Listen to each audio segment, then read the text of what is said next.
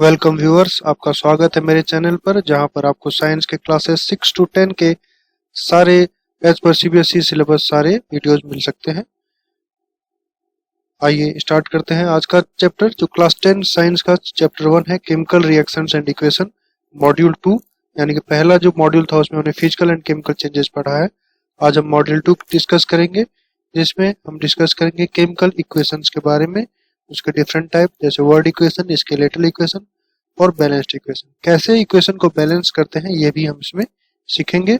Equation को कैसे ज्यादा इंफॉर्मेटिव बनाया जा सकता है ये भी हम इसमें सीखेंगे।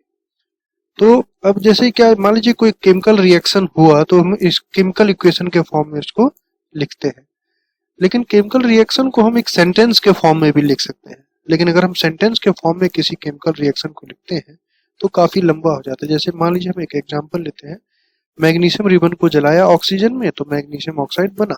हम उसको कैसे लिखेंगे?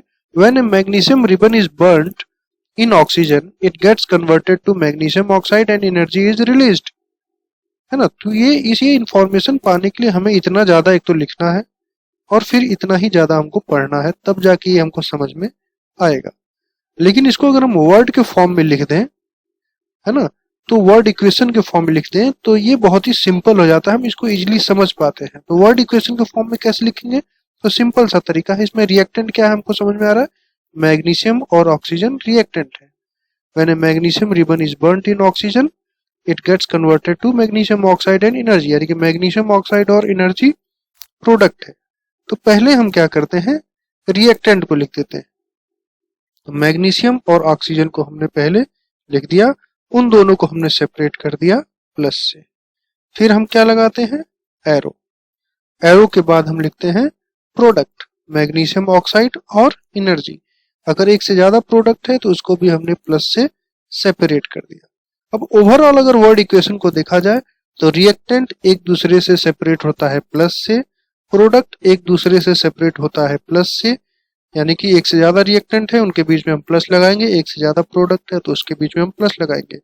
और रिएक्टेंट और प्रोडक्ट एक दूसरे से सेपरेट होते हैं एरो के मदद से, जिसमें एरो का जो हेड होता है वो पॉइंट कर रहा होता है प्रोडक्ट के डायरेक्शन। तो ये हो गया आपका वर्ड इक्वेशन, राइट। अब हम इसको क्या और छोटा कर सकते हैं? तो उसका आंसर है हाँ, इसको हम और छोटा भी कर सकते हैं अगर हम जो वर्ड है वर्ड के जगह पे फॉर्मूला लिखना शुरू कर दें। ठीक है, तो जैसे मैग्नीशियम का सिंबल क्या होता है, Mg लिख दिए मैग्नीशियम के लिए। ऑक्सीजन का सिंबल मॉलिक्यूल है ऑक्सीजन, उसका फॉर्मूला होता है O2। मैग्नीशियम ऑक्साइड का फॉर्मूला होता है MgO। तो अगर हम इनके इन वर्ड के जगह पे ये फॉर्मूला लिख दें तो ये हो गया हमारा और शॉर्ट में। ठीक है, तो अगर हम शॉर्ट में लिखते हैं एक और रिएक्शन मान लीजिए कि हम कंसीडर करते हैं, carbon plus oxygen gives carbon dioxide. ठीक है, carbon plus oxygen gives carbon dioxide. तो इसको हम कैसे लिखेंगे ऐसे सिंबल के फॉर्म में?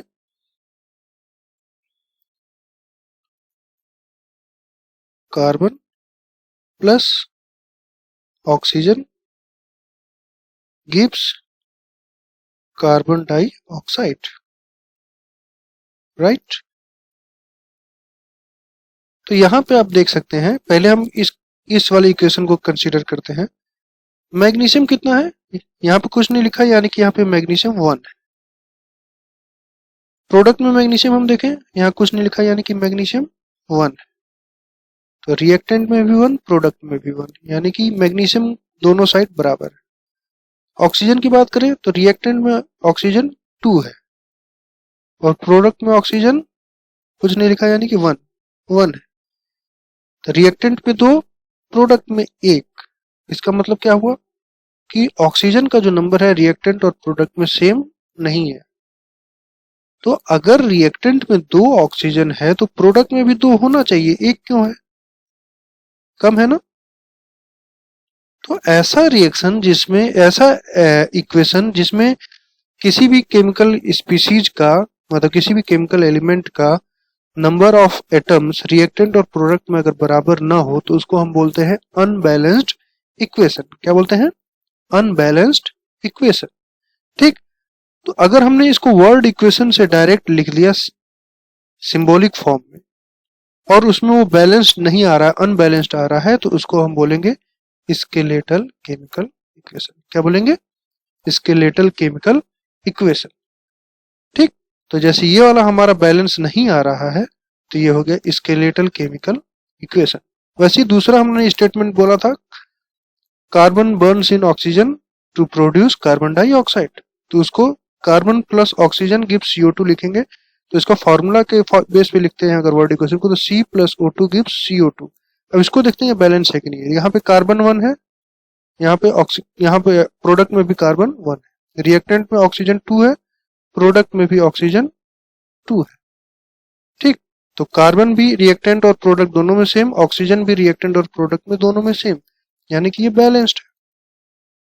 तो वर्ड इक्वेशन को अगर हम लिखते हैं फॉर्मूला के फॉर्म में, और अगर वो बैलेंस्ड आ जाता है तो उसको हम तब बोलेंगे बैलेंस्ड केमिकल इक्वेशन। क्या बोलेंगे? Balanced chemical equation. ठीक, तो ये अंतर होता है स्केलेटल केमिकल इक्वेशन में और बैलेंस्ड केमिकल इक्वेशन में। स्केलेटल केमिकल इक्वेशन में हर एलिमेंट का रिएक्टेंट और प्रोडक्ट में एटम्स बराबर नहीं होते, कुछ के बराबर होंगे भी और कुछ के तो नहीं होंगे, कम से कम किसी न किसी एलिमेंट के एटम्स जो रिएक्टेंट और प्रोडक्ट में बराबर नहीं होंगे।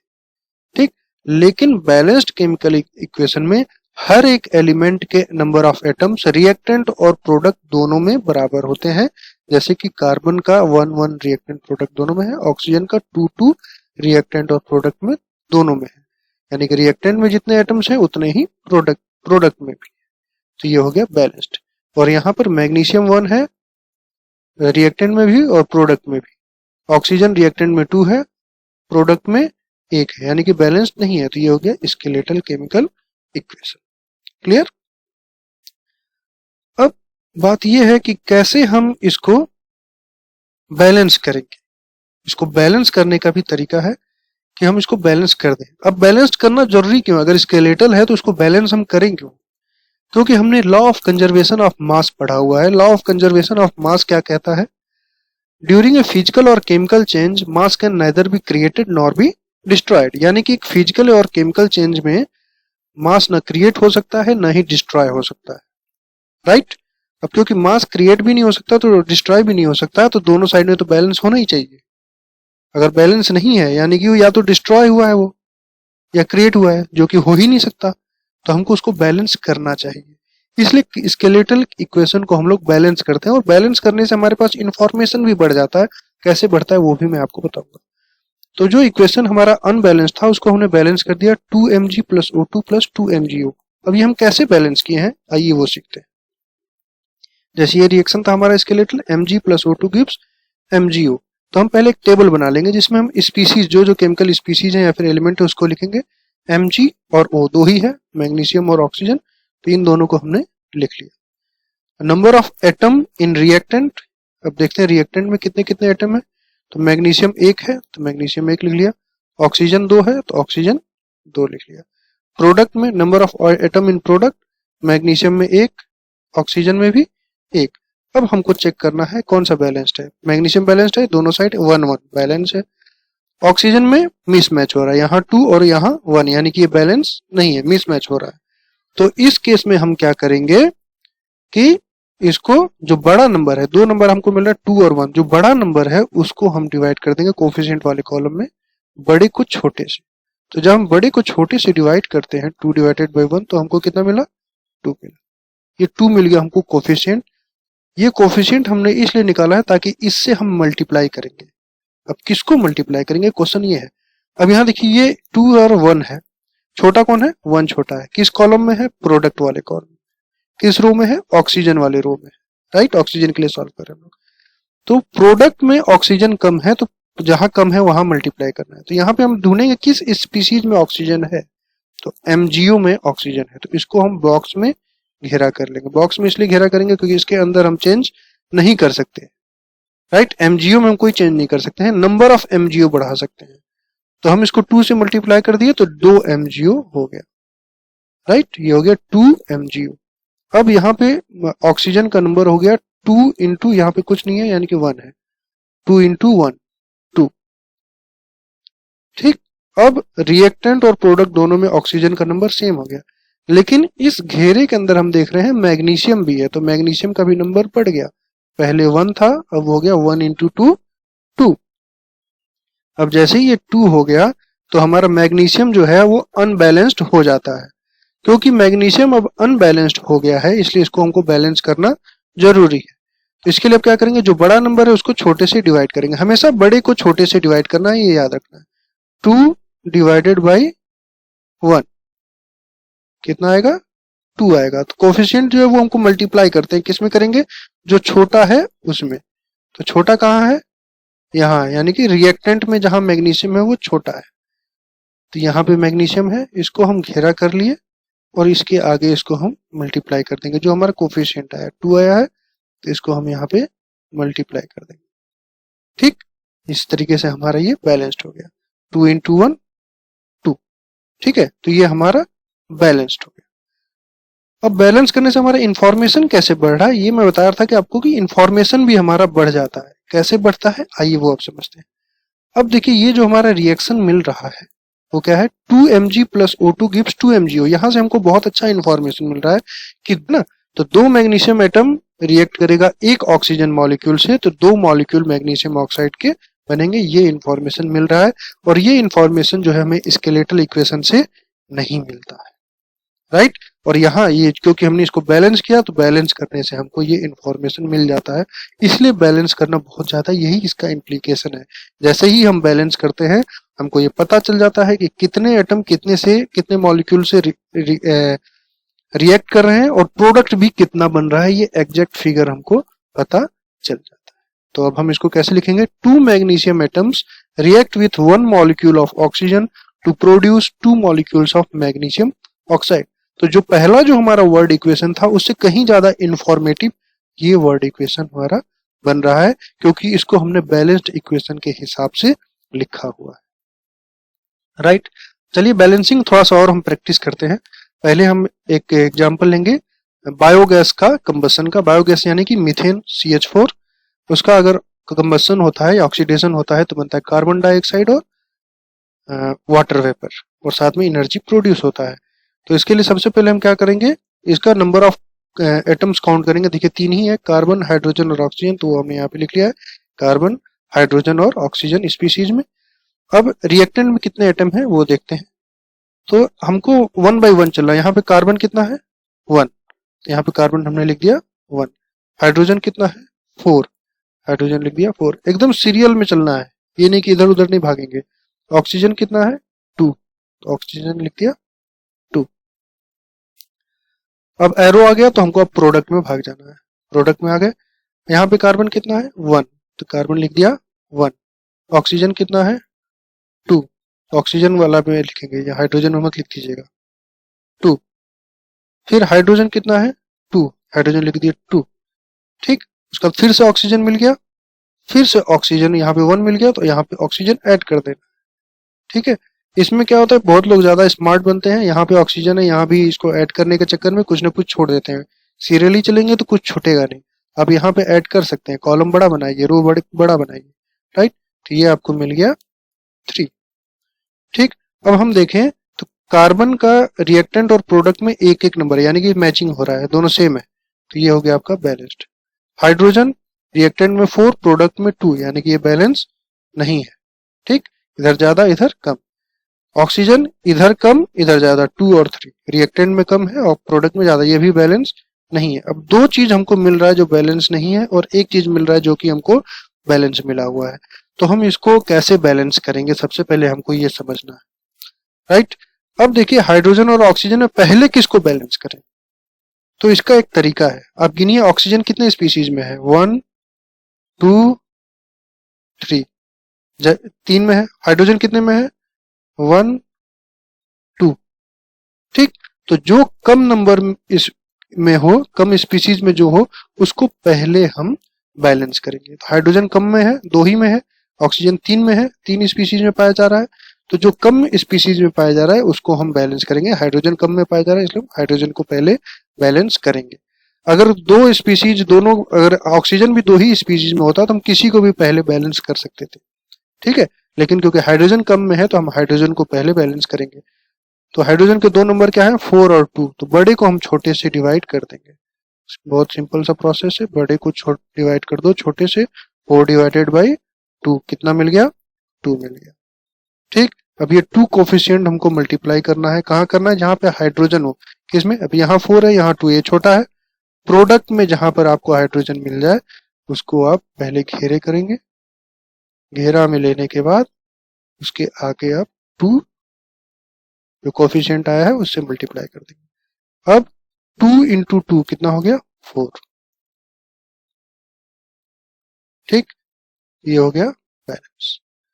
अब यहाँ पे ये जो घेरा में आप देखिए ऑक्सीजन भी प्रेजेंट है, हाइड्रोजन तो हो गया, ऑक्सीजन भी प्रेजेंट है, तो नंबर ऑफ ऑक्सीजन आपका बढ़ गया।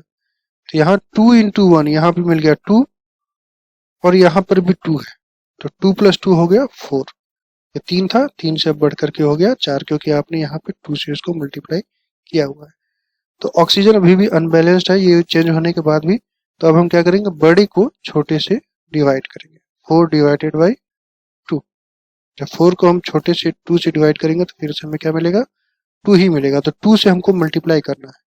और यहाँ पर देखिए रिएक्टेंट में 2 है, प्रोडक्ट में 4 है, तो रिएक्टेंट में छोटा है, तो रिएक्टेंट में जहां पर भी ऑक्सीजन हो उसको हम 2 से मल्टीप्लाई कर देंगे। ठीक, तो इसको हमने 2 से मल्टीप्लाई कर दिया। ठीक है, अब देखिए 2 इंटू 2 हो गया 4, ये भी हो गया हमारा बैलेंस्ड। राइट, तो इस तरीके से बैलेंस कर दिए तो हमारे पास टोटल इंफॉर्मेशन अवेलेबल हो जाता है। पहले जो अनबैलेंस्ड था उसमें हमको टोटल इंफॉर्मेशन नहीं मिल पा रहा था, लेकिन अब क्योंकि हमने इसको बैलेंस कर दिया है तो हमारे पास टोटल इंफॉर्मेशन मिल जाता है कि कौन कौन से मॉलिक्यूल कितने नंबर में एक दूसरे से रिएक्ट करते हैं तो कितना प्रोडक्ट बनता है। राइट, तो जैसे कि यहाँ पे हम देख रहे हैं कि एक मीथेन 2 ऑक्सीजन मॉलिक्यूल से रिएक्ट करता है तो बनता है एक मॉलिक्यूल कार्बन डाइऑक्साइड का और 2 मॉलिक्यूल वाटर वेपर का। ठीक, एक मीथेन 2 ऑक्सीजन मॉलिक्यूल से रिएक्ट करता है, एक मॉलिक्यूल कार्बन डाइऑक्साइड बनता है और 2 मॉलिक्यूल वाटर वेपर, ये हमको मिल जाता है इंफॉर्मेशन। चलिए एक और इसमें हम लोग बैलेंस करते हैं। ये है प्रोपेन का ऑक्सीडेशन, C3H8 प्रोपेन, इसका ऑक्सीडेशन। प्रोपेन जो है आपका एलपीजी में पाया जाता है, लिक्विफाइड पेट्रोलियम गैस। एलपीजी में आपका प्रोपेन, ब्यूटेन और आइसोब्यूटेन ये पाया जाता है। तो इसका हम बैलेंस करने की कोशिश करते हैं, कैसे किया जाए ये देखते हैं। यहाँ पे कितना कार्बन है, 3 है। हाइड्रोजन कितना है, 8 है। ऑक्सीजन कितना है, 2 है। ठीक है, एरो आ गया तो हम प्रोडक्ट वाले कॉलम में आ जाएंगे। कार्बन कितना है, 1। ऑक्सीजन 2, ये ऑक्सीजन वाले में लिखिएगा, हाइड्रोजन में मत लिख दीजिएगा। हाइड्रोजन 2 और ऑक्सीजन 1, कितना हो गया, 3 हो गया। 2 + 1 3। राइट, अब देखिए ये भी बैलेंस नहीं है, ये भी बैलेंस नहीं है, और 2 और 3 ये भी बैलेंस नहीं, तीनों नहीं। ऑक्सीजन कितने स्पीशीज में है, 1 2 3। हाइड्रोजन कितने में है, 1 2। कार्बन कितने में है, 1 2। तो कार्बन और हाइड्रोजन दो दो स्पीशीज में है, ऑक्सीजन 3 में है, तो ऑक्सीजन को हम सबसे लास्ट में करेंगे। अब कार्बन हाइड्रोजन में जिसको आप पहले चाहें उसको कर सकते हैं। तो कार्बन पहले, तो चलिए कार्बन से ही शुरू करते हैं। तो कार्बन का एक नंबर है 3, दूसरा है 1, तो बड़े को हम छोटे से डिवाइड करेंगे। 3 divided by 1 is equal to 3। तो ये 3 मिल गया, 3 हमको मल्टीप्लाई करना है ना। प्रोडक्ट में कम है, तो प्रोडक्ट में जहां पर भी कार्बन हो, यहाँ पे कार्बन है, इसको हम घेरे में लेंगे और इसको हम 3 से मल्टीप्लाई कर देंगे। ठीक, तो अब हो गया 3 कार्बन हो गया। अब इस घेरे में हम देख रहे हैं कि ऑक्सीजन भी प्रेजेंट है। 3 2 जा 6, 3 इंटू 2 6, और यहाँ पे एक ऑक्सीजन 1, 6 + 1 हो जा रहा है 7। ठीक, तो घेरे में अगर दूसरा कोई स्पीसीज है, दूसरा कोई एलिमेंट है, तो उसको भी हमको अपडेट तुरंत ही कर लेना है। तो ये हमारा हो गया बैलेंस। अब हम देखते हैं हाइड्रोजन के लिए 8 और 2, तो बड़े को हम छोटे से डिवाइड कर देंगे। 8 को हम 2 से डिवाइड कर देंगे, हमें मिल गया 4, यानी कि 4 से हमको मल्टीप्लाई करना है। अब यहाँ पर हम देख रहे हैं कि प्रोडक्ट में कम है, प्रोडक्ट में 2 ही है, तो प्रोडक्ट में जहां पर भी हाइड्रोजन होगा उसको हम 4 से मल्टीप्लाई कर देंगे, राइट, क्योंकि हमको कोफिशिएंट 4 मिला है।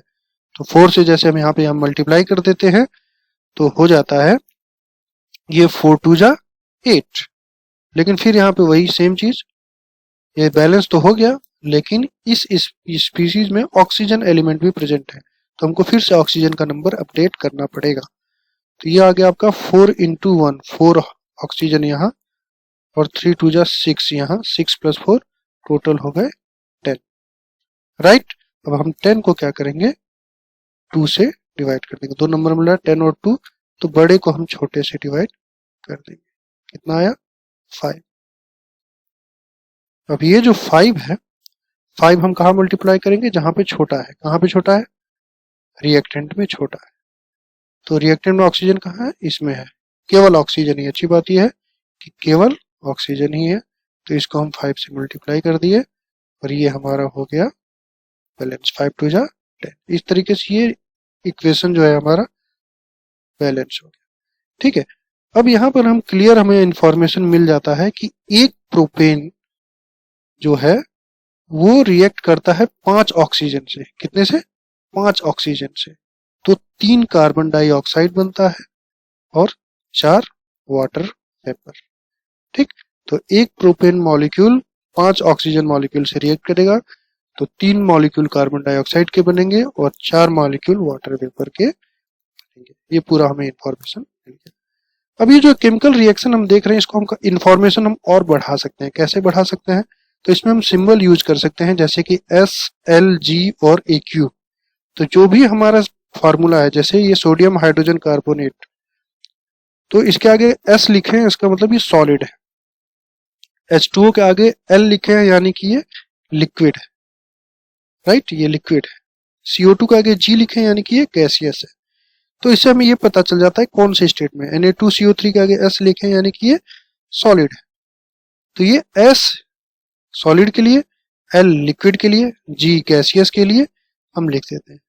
दूसरा, हम रिएक्शन कंडीशन भी इसमें बता सकते हैं, ठीक है, जैसे कि यहाँ पे हीट लिखा हुआ, यानी कि अगर हम सोडियम हाइड्रोजन कार्बोनेट को हीट करेंगे तभी ये रिएक्शन होगा, नहीं तो ये रिएक्शन होगा ही नहीं, ठीक। तो सोडियम हाइड्रोजन कार्बोनेट को हमने हीट किया तो बना sodium carbonate, sodium bicarbonate, water molecule और कार्बन डाइऑक्साइड, राइट। वैसे ही अगर टेम्परेचर है, क्या मान लीजिए 343 डिग्री सेल्सियस पे हो रहा है, तो यहाँ वो टेम्परेचर लिख सकते हैं, या 2 एटमॉस्फेरिक प्रेशर पे हो रहा है तो 2 एटमॉस्फेरिक प्रेशर लिख सकते हैं, या फिर निकल, कोबाल्ट या फिर कोई भी दूसरा कैटलिस्ट के प्रेजेंस में हो रहा है तो वो कैटलिस्ट का यहाँ पे हम सिंबल लिख सकते हैं इस एरो के ऊपर या नीचे। तो एरो के ऊपर या नीचे हम जो भी चीज लिखते हैं वो रिएक्शन कंडीशन के लिए लिखते हैं। होपफुली आपको ये सब समझ में आया होगा। Thank you for watching. Like और सब्सक्राइब करना नहीं भूलिएगा। Thank you.